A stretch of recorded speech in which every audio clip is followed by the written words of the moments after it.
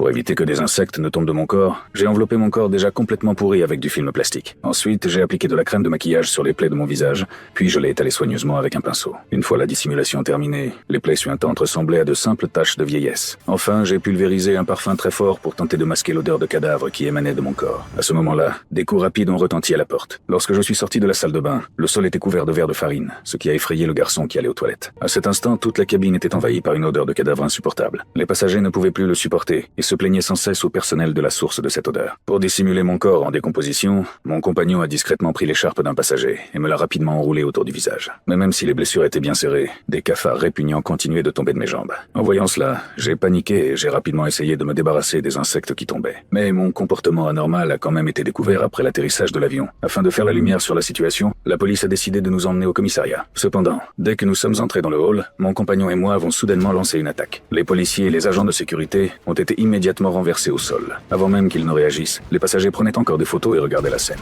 La police aérienne a levé ses armes et a ouvert le feu sur nous. Mais à ce moment-là, je n'étais déjà plus humain et les balles n'avaient aucun effet sur moi. Et la raison pour laquelle nous en sommes arrivés là